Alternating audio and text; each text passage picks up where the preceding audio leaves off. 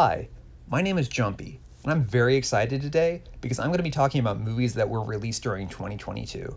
This is really cool for me because the last time I was able to make a top 10 movies list right when the year ended was 2013. Every year since then, I just didn't watch enough new movies during the year, and I really fell off a lot during the last few years. In 2021, I only watched 5 movies throughout the entire year, and all of those were older movies that were released before 2021. During 2022, I really got back into watching movies. I caught up on a lot of ones I missed from previous years, I revisited some of my old favorites, and I watched quite a few new movies that were released during 2022, which brings us to this video. I considered doing a top 10, but I thought, nah, that's not good enough. So I'm going to rank every single movie from 2022 that I watched. I'll mention now that there are a lot of horror movies on this list, since I really love that genre. It's going to be a longer video, but it's going to be a lot of fun. I have 26 movies to talk about, and I'm going to be counting down from my least favorite to my favorite. So let's go. Number 26, in last place, my least favorite movie of the year is Men. I knew this one had mixed reviews going in, but I'm a really big fan of Ex Machina, which is a horror movie written and directed by Alex Garland. He would later go on to do Annihilation, and then the film in question, Men. I didn't watch Annihilation until a few days after I saw Men, and while I didn't enjoy Annihilation as much as I liked Ex Machina, I definitely prefer it over Men. Men was released by A24, and I have a love-hate relationship with A24. For the most part, I do enjoy their movies that I've seen, but there are a few of them that are definitely not for me. I don't watch everything they release unless it's something I think actually looks interesting, but then I'm all over it. And it's about this woman who goes out on her own to stay at a house in the countryside. There's some glimpses into her past, and she encounters some men while she's there. I really enjoyed the first hour of this movie. I thought it was a really intriguing mystery, and I wanted to know where it was going. And when we finally get there, it just went off the rails and fell off a cliff for me. I'm not going to go into spoilers for this or any other movies on this list. Men just got ridiculous at the end, and I just didn't like it. I thought the CGI looked awful in both the quality and the designs themselves. And this is unfortunate because I was really into it and thinking, why do people not like this? And then I got to the end and I'm like, okay, I see why this isn't for everyone. Now, I don't want to dwell too much on this, and I want to keep this as positive as I can, but Men was just such a frustrating experience for me. And speaking of frustrating movies, next on the list is Dashcam, which is a found footage horror movie. This one is about a US live streamer who goes to the UK to visit her friend and gets wrapped up in a terrifying situation. The internet warned me about this one and told me to stay very far away. It told me that the main character of this movie was awful. I didn't listen, and I watched it anyway, and it's true. It's all true. This has quite possibly the worst main character in any movie I have ever seen. She is absolutely unbearable and a terrible human being. She's selfish and rude, makes embarrassing sexual jokes, and she really disrupts her friend's life. It's also political, and the first 20 to 30 minutes of this movie is just dedicated to showing how awful she is, and I wouldn't blame anyone for giving up and turning this off because it's a rough opening. But then, out of nowhere, the horror starts happening, and holy shit, it's sudden, it's unpredictable, it's intense, gory, disgusting, weird, and it's actually pretty amazing. Some of it doesn't make sense because it happens so fast and there's some shaky cam, but it's very, very effective. So is it worth watching? It took me a while to process this movie and come to terms with how I felt about it. For me, the main character did bring it down a lot. It's interesting to see a movie with such an awful protagonist that never grows or redeems himself in any way, and the horror elements of this are so good. I'm glad I watched it, and I definitely won't forget about it, but it's not something I will ever revisit. If you took the setup from the movie Men and the horror elements from Dashcam and combine them together, you would have a really good movie instead of two frustrating and uneven ones. I can't really recommend either movie, but the horror elements in Dashcam make it slightly better for me. Moving on, up next is a horror comedy called Unhuman. The first time I tried watching this, I didn't like it and I wasn't in the right mood. The jokes fell flat and I turned it off. And then one day, a while later, I got bored and read some reviews. One of them mentioned a twist, and I was like, what the hell? I'm never gonna finish this fucking movie, so let's just look this up. And when I found out what the twist was, it actually made me want to go back and finish the movie because it sounded delightful. So I tried again, and here I am talking about this movie. Unhuman is about some high school kids who go on a field trip. Along the way, they encounter some zombies. And this is made by some of the people who were involved in Saw 4, 5, 6, and 7, which I've seen, and the Feast movies, which I've never seen, but they're horror comedies as well. Unhuman has a lot of humor that just doesn't work. It's a little too silly, and it feels like it has just too many jokes. Every time there's something that works, it buries it and it just keeps tacking on other jokes. And if they just let that occasional funny line breathe and take out some of the less effective jokes, it would have worked a lot better for me. Now, I don't know how the cool kids talk nowadays, but I do know that it's not like the dialogue in this movie. It's obviously written by middle-aged people just trying to write teenagers, and it's very forced. And this might not sound like a compliment, but I swear it is. None of the humor in this movie annoyed me, and the movie overall is watchable. So even though I'm not laughing at the jokes, I'm not completely embarrassed by them. And there's a movie I always use as an example of the worst kind of comedy, and that's Masterminds from 2016. It's just so embarrassing and bad, and I hated it, and it was painful to sit through. So hats off to you, Unhuman, for not being that bad. And as far as the horror in Unhuman goes, it's moderately entertaining. It's not scary, but it's just watchable. And then we get to the twist, and I was so on board with the movie at that point. I knew the general twist, but I didn't know the specifics about how they would pull it off, so I still had a lot of fun watching this play out. I enjoyed watching the ending quite a bit, and I'm really glad I gave this movie a second chance. So do I recommend it? It's really not for everyone. Unhuman, more like uneven, but there are some bright spots and the ending is fun, so proceed with caution. And in the biggest surprise in the history of surprises, the next movie is another horror movie, and this one's called The Cellar. This one has a family moving into a new house. The daughter goes into the cellar and, get this, disappears without a trace. I don't really have a lot to say about this one. I liked the look of it, it has a decent atmosphere, and I really wanted to see where it was going. The resolution was alright. Most people would probably think it's just boring and forgettable. This falls into a very specific category of guilty pleasure for me. They're not so bad they're good, but they're movies that are mediocre, but I just like a lot more than I know I should. It's always hard for me to explain why I like them too. Like other movies in this category would be The Possession of Hannah Grace and Ouija 1. It's hard for me to recommend these movies, but I really dig them. The next movie in my ranking is Weird, the Al Yankovic story. Now, I'm familiar with this Weird Al. My older brother is a huge fan and shared some Weird Al with me when I was younger. I've seen his earlier movie UHF, as well as a concert DVD and music videos, and I've heard a few of his CDs, so I knew the songs that were used in the movie Weird. Weird is a fictionalized retelling of Weird Al's rise to fame. It's pretty funny, and it's a good satire of biopics. It definitely went in directions I didn't expect, and it's delightful, and it made me smile. The reason I don't put this movie higher in my rankings is that while I enjoyed it while I was watching it, it hasn't really stuck with me like some of the other movies. But check this one out. Even if you're not too familiar with Weird Al, it's fun and it's free to watch on the Roku channel.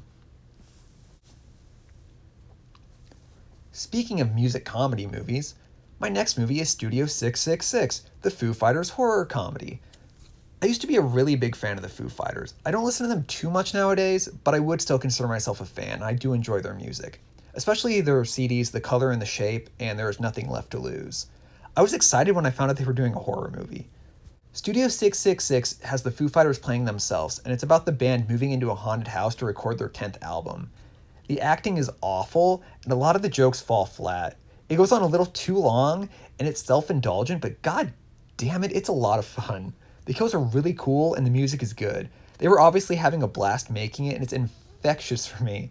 It's obviously not for everyone, but it was something that I really enjoyed. Next up, we have Orphan, First Kill.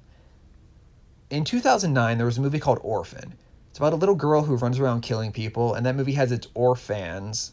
And no, I'm not apologizing for that joke. And in 2022, they released a prequel. Some personal background. I used to think the first movie looked awful and I had no interest in ever seeing it, but at some point the ending got spoiled for me.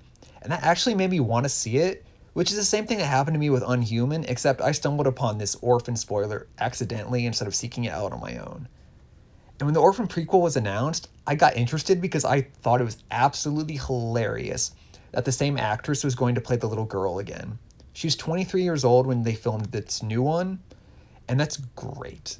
I watched them both back to back one night, and the first Orphan was fun. It's a creepy little kid movie. It's a lot better than, say, The Good Son, and I was interested even if I knew where it was going at the end. And it did a few things along the way that I didn't expect. It's nothing special, but I did enjoy it.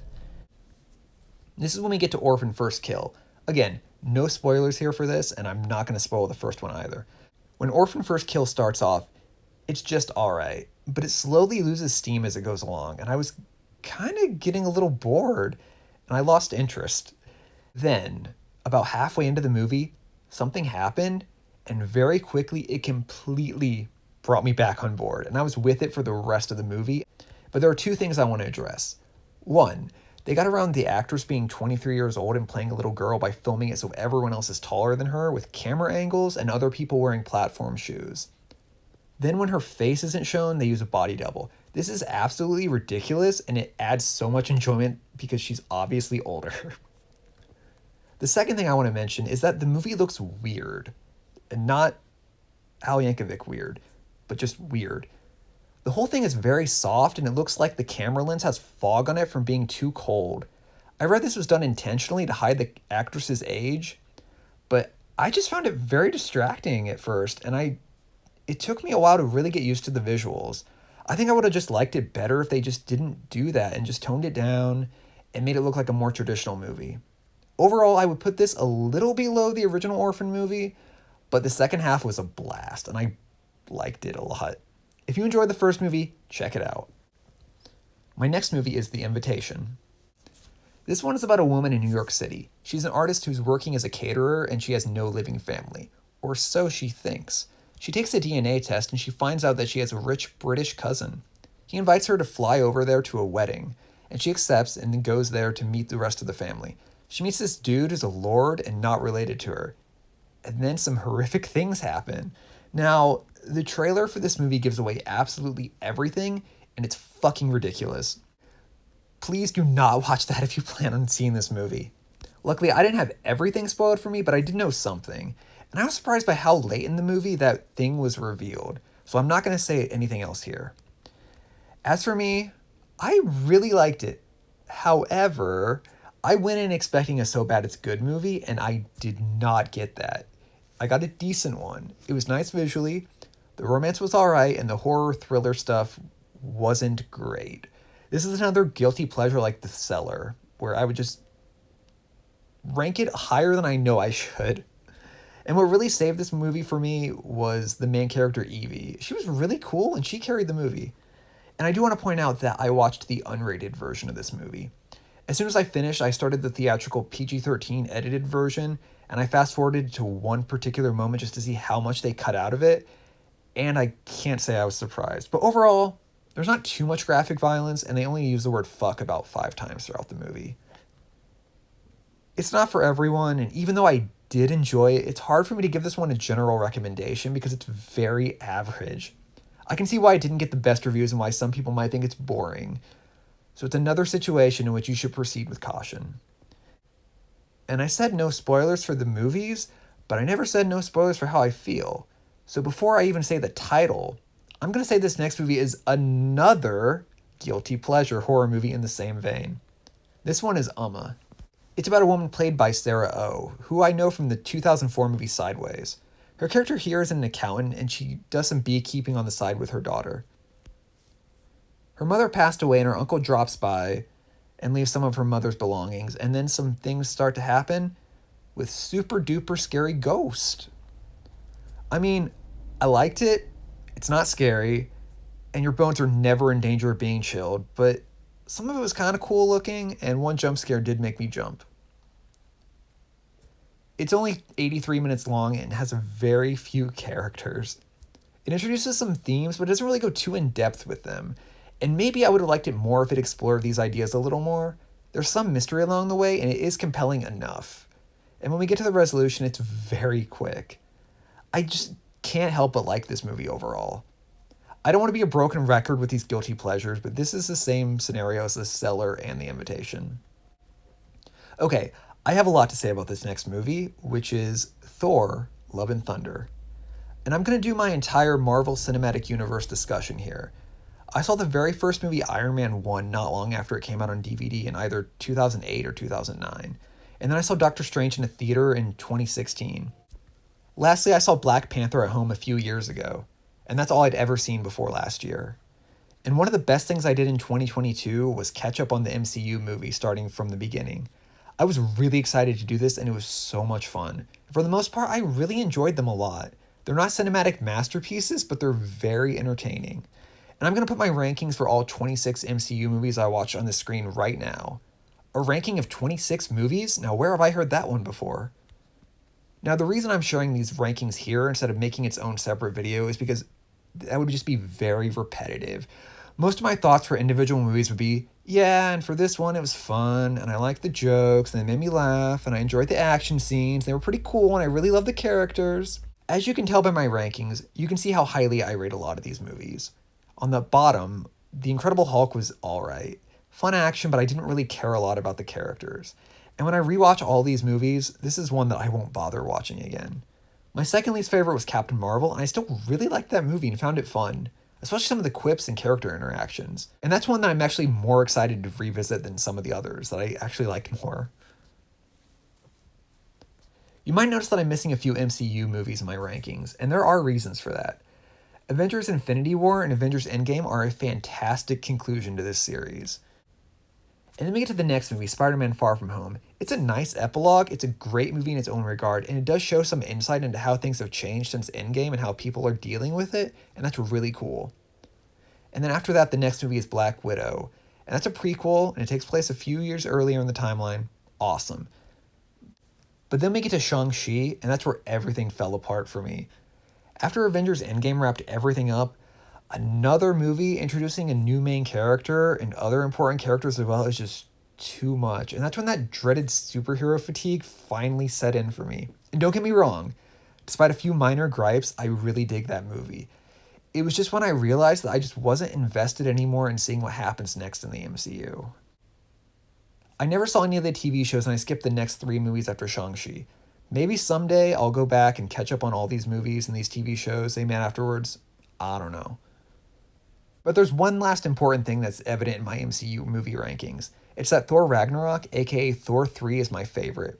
And despite mixed reviews, I was still very excited for Thor 4 and thought it would be a good idea to check this out as my final MCU movie for the time being. And I wasn't let down. I mean, it's no Thor Ragnarok, but that's okay. It's not as weird or self-indulgent as I was expecting. It's certainly both, don't get me wrong, but it doesn't go completely off the rails. And not everything works, but it's coherent. I knew it was going to have a lot of tonal shifts, but they're not as jarring as I expected either. It was a fun ride. I was happy to see Thor and the gang again. I didn't laugh out loud too much, but a lot of it made me smile and there are several memorable moments. I wasn't expecting it to be better than Thor 3, so go in with modest expectations if you do watch this. This was a good send-off for me for Marvel. I would rank it towards the bottom overall of everything I've seen, and it's still my least favorite of the Thor movies, but I had a very good time. The next movie is Tar. This one's a drama about a music conductor named Lydia Tar. It stars Cate Blanchett, who was Hela in Thor Ragnarok. And let me tell you, this movie Tar is no Thor Ragnarok. I'm going to stop making that joke now. I did like this movie a lot. Blanchett is amazing and she really carries the movie. It's unpredictable and it's cool to see where this movie is going. However, this one is not for everyone. It's really, really slow at the beginning. I was never bored, but I can't blame anyone else for not liking its opening. And there are some good moments early on, like there's a scene in a classroom that has a really long take without any cuts. It's impressive and effective. This movie gets faster towards the end, and I think it's worth sticking around for the payoff. I quite liked the final stretch of this movie. It's a very mannered movie, and it gives you a lot to think about. It's one of the best movies I've watched from 2022. I didn't love it, but I do feel like it might be something that I would enjoy more in the future when I rewatch it. But for now, it's my 16th favorite, which sounds low, but it's really not for me. My next movie is a sequel. This one's horror. I'm talking about Scream 5. I'm a huge fan of this series. I can't remember if I saw the first two movies at home, theater, or drive-in for the first time when I was a kid, but I know I definitely saw Scream 3 in a theater in 2000. Then I revisited the trilogy on DVD at some point later on. And when Scream 4 was released in 2011, I also went to the theater to see that. And since then, I rewatched the original Scream a few years ago, and that's it. I was interested in the new Scream 5, but then I watched a Red Letter Media video in April 2022. It was the Best of the Worst episode Plinketto number 10. Out of nowhere, it maliciously spoils Scream 5. Mike Stacklasa, you're a fucking asshole. I love Red Letter Media. Seriously, go check them out if you haven't. But spoiling Scream 5 was really not cool, and it made me not want to watch this movie at all for a long time. I didn't see it until early January 2023 as one of the last movies I watched before making this rankings video. As for the movie itself, it's a pretty good addition to the series. It's another self-aware meta slasher movie. I laughed a lot, and there's fun twists. In addition to that huge spoiler I mentioned, I knew of a couple other things going into this that I learned afterwards, but I was still completely surprised by some of it. My mind wouldn't have been blown if I went in completely spoiler-free, and it didn't really hurt the experience for me overall, but I do try to avoid spoilers for the most part.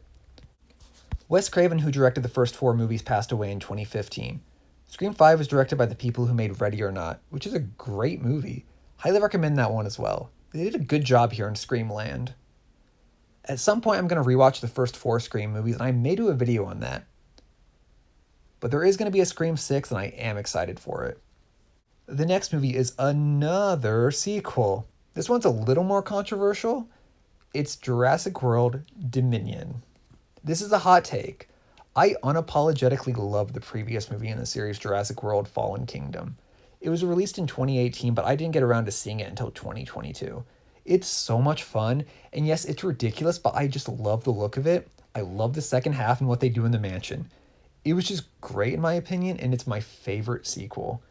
I know a lot of people hate it, but I don't care, and I was really looking forward to the next movie in the series, Jurassic World Dominion, which is the 6th movie overall. I ended up watching the extended cut, which is 161 minutes long.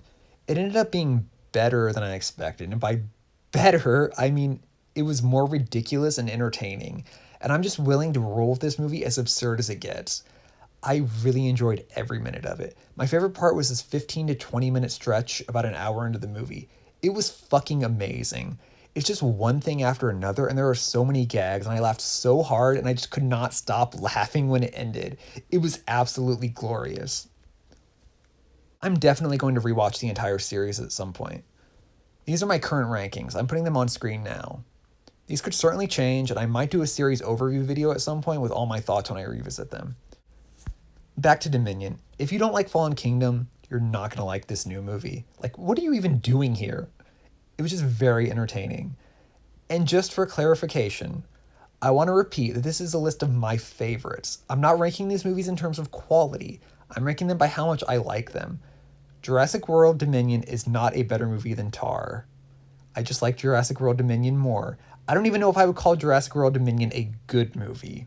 It's just fun, okay? So like Jurassic World Dominion, my next movie has 3 words in the title, but they're not 3 different words. It's the same word 3 times. It's bodies, bodies, bodies. This is another A24 horror movie. It's about some friends who gather at a mansion right before a hurricane, but perhaps it's not the storm, but the people inside who are the true threat. That is something to ponder. Earlier, I talked about Dashcam and how much I hated its main character and how much she brought the movie down. Bodies, Bodies, Bodies is a very good example of how you can do unlikable characters in your movie. I didn't really like any of the characters here, but they didn't annoy me, and the movie satirizes them. It knew when to hold back and when to go all out with the silliness. There was one character in particular that really cracked me up so hard every time they said anything, and it was just great. And after introducing him, the movie puts these characters in a horrific situation and lets it go from there. It took some interesting turns. Nothing mind-blowing, but it was very satisfying. This is a really fun movie and one that I would love to revisit someday. My next movie is The Northman. I mentioned earlier that I have a love-hate relationship with A24. I just talked about Bodies, Bodies, Bodies as one that I loved, but one of their movies they distributed that I didn't really like was The Witch. I mean, it's well made and put together, but I got nothing out of it and I was bored and didn't enjoy it. The director Robert Eggers made another movie after that called The Lighthouse, which I haven't seen and I wasn't interested in because of my feelings about The Witch. When I found out his next movie was a comparatively big budget, badass Viking action movie, I was like, you know what? I kind of want to see this. And spoiler alert, you already know that I did watch it, and you already know that I liked it based on my placement in my rankings. The Northman is awesome. The action is really cool. The story is a simple revenge tale, and I was on board. It's weird and artsy, and there's a good balance with the more accessible elements in it that kept me engaged. Not really a whole lot else I can say about this one other than just check it out. The movie that comes next is She Said. This movie is about the New York Times journalist who wrote the story exposing Harvey Weinstein. One of my favorite movies is All the President's Men, and I was also on my high school newspaper staff as a writer and as one of the editors. So another movie in that vein is right up my alley. She Said is really good. The acting is great, and it does a nice job of showing the frustration involved in publishing the story. A few lines of dialogue are a little clunky, but it's perfectly fine for the most part. There are some very powerful moments. Obviously, it's not a fun movie given the subject matter, but I enjoyed watching it and I do recommend it. Now we get to the top 10, starting with Puss in Boots: The Last Wish. This was hands down the biggest surprise of the year for me. Okay, this isn't a popular opinion, but I saw the first Shrek movie on DVD when I was a young teen and I did not like it. I saw it a second time at school and I still didn't like it, so I never bothered with any of the spin-offs or sequels. Cut to now. I checked out the Puss in Boots movies on a whim. The original movie from 2011 is delightful and I like it a lot. But the new sequel, Puss in Boots: The Last Wish, is even better. At the beginning of the movie, Puss. I hope I don't call him Puss. At the beginning of the movie, Puss dies and learns that he only has one of his 9 lives left. When he finds out there's a way to grant his wish of bringing back his lives, he goes for it. He teams up with Kitty Softpaws and a dog named Pero. I love this movie. It's very funny and clever. Not all the jokes landed for me, but I didn't think any of them were bad. The animation is fantastic.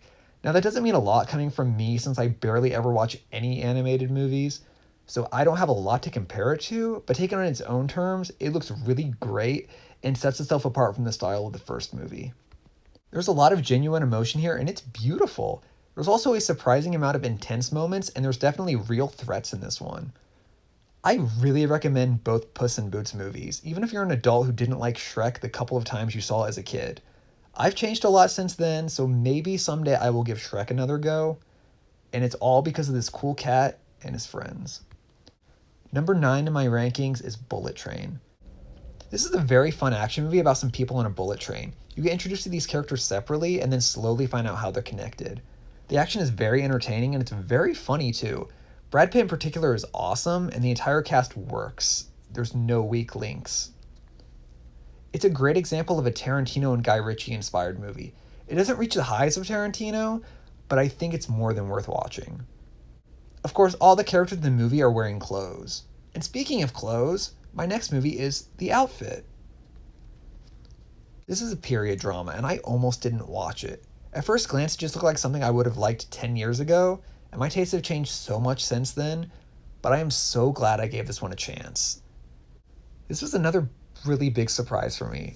I knew it was likely that it was going to be good, but I didn't know I was going to like it this much. This movie takes place in Chicago in the 1950s, and it's about a tailor, or more precisely, a cutter. And some of his customers are part of the mob, and they do drops at his shop. Then some things happen that pull him into the situation even further. I really enjoyed the characters in this, and their interactions are great. The dialogue is wonderful, and there's some good humor. It takes a few twists and turns along the way, and it all takes place within the shop. It's a really well done and awesome little movie, and it deserves all the love it can get, so check it out. My next movie is another horror movie. Haven't talked about one of those in a while. This time, it's Barbarian. When I first saw this, I liked it, but I didn't love it.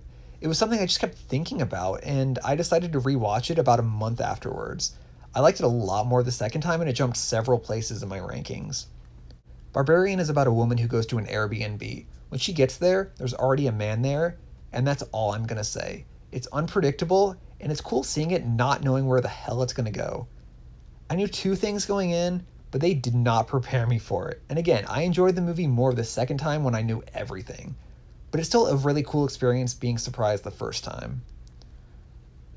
It's really well done, and I noticed new things the second time I watched it.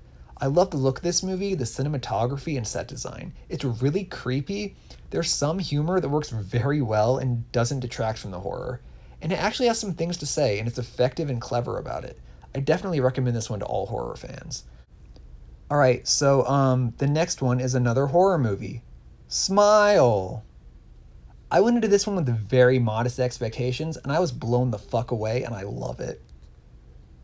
It's about a woman who gets cursed with an entity that follows her around and can take the form of any person. Then at the end, it makes the person kill themselves in front of another person, which will pass it on the curse. Very standard fare, and seemingly unimpressive. This is a total jump scare fest in the best possible way, and some of them are very effective. It balances this out with some slower moments and creepiness. I just love the camera movements, and there are so many good shots. There's some humor as well, and it did make me laugh out loud a few times. Don't write this one off because it's definitely a lot better than it looks, and it's one of my favorites. My next movie is actually the last movie that was released that I watched for this list. It's The Menu. I was looking forward to this one for months, and it shot up to the number 5 spot. This one's a comedy thriller horror.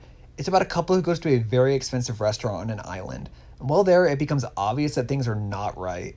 I didn't know where this one was going, and I had an absolute blast watching it play out. It's hilarious at times, the acting is great, and it's just a really fun and dark satire. Watch it. Next up is Nope. I'm a huge fan of Jordan Peele's movies. I got to see Get Out in a theater in 2017. In 2022, I finally got to see his second movie, Us, for the first time, as well as Candyman 2021, which he only co-wrote. I really enjoyed those. So I was really looking forward to Nope, and it delivered. It's about two adult siblings who try to get video evidence of a UFO. This is fantastic. It's incredibly well made, funny, clever, engaging, and I love how the mystery is revealed. I'm not going to go into spoilers, but this movie has one scene that's one of the scariest things I have ever seen in any movie. There are a lot of great moments, and it's not that scary overall, but that one scene really got to me, and it was perfect. I would rank Jordan Peele's movies from my favorite to least favorite in release order, but this isn't a steep downward trajectory at all, and I really want to see whatever he does next. Speaking of the word next, it's also used in the sentence, "My next movie is X." X is a slasher movie from director Ty West. This is the first movie of his that I've seen. It's another A24 movie, and it was hyped as being one of the greatest slasher movies of all time. I was very skeptical of those claims going in, but I love it. It's so entertaining. Oh my goodness. It takes place in Texas in 1979. A group of people are making a porno film, and they stay at the house on the property of an elderly couple. And it's a slasher movie, like I said, so you can figure out the rest. It works really well as a slasher movie. There's the kills, there's some tension, and there's a few twists along the way. It's also very funny and smart. I know not everyone is going to love this as much as me, but I thought it was great. We're almost done, and I think the last two movies are masterpieces, and they're the only ones I would give a 10 out of 10. First, we have Everything Everywhere All at Once, the multiverse action comedy drama. Holy fuck, I love this one. It's laugh out loud hilarious and super creative. The acting is fantastic. There's a lot to the plot and the multiverse rules, but it's easy to follow. It explores so many themes, and it does so in a very satisfying way. And what's cool is how it balances the complexity and weirdness while also being accessible and entertaining. This is one that will definitely stick around and be remembered. Check it out, and I really hope you enjoy it. And now, my number one favorite movie. This one's so obvious. Maybe if I only did a top 10 and didn't talk about every single movie I watched, there would be at least a little mystery here about what this last movie is. Of course, it's no surprise. My favorite movie that I watched in 2022 is Pearl. This is the prequel to X, my number 3 favorite movie of the year. X was released in March, and Pearl came out 6 months later in September.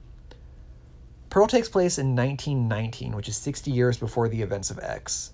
Pearl is played by Mia Goth. While it is a horror movie, it focuses more on her character, and it's very fascinating. I love the look of this movie. I know I say that a lot about these movies, but I do mean it. It has a lot of genuine emotion, and it got under my skin. It has so many tremendous moments, and the last 15 minutes or so is one of my favorite endings to any movie ever. Everyone does mention the acting, and Mia Goth is incredible here. I love this performance, and she also co-wrote the movie. I wasn't expecting this to top X for me, but I'm so glad it did. And there's a third movie called Maxine that's coming out at some point, so I'm very hyped for that. It is a close call between Pearl and Everything Everywhere, but I gotta go with my heart. This wonderful, creepy little movie is a gem. And that's the end of my list. Hooray! I really enjoyed watching these movies. Even the bottom 2 movies, Men and Dashcam, which were very frustrating, I don't regret watching them because they did have some good things in them. And this list and these rankings are a snapshot of how I feel right now. My feelings could change over time when I revisit some of these movies. I know I missed a lot of movies. There are definitely some big ones that I will probably check out eventually, and a lot of others flew under my radar. Is that a Top Gun reference? Maybe. I also definitely need to see some more movies from last year that are in languages other than English. So what else did I miss, and what are your favorites from 2022? Feel free to comment below. I hope everyone had fun listening to this. I definitely had a lot of fun watching these movies and making this video. And I look forward to seeing what 2023 has to offer. Everyone, take care.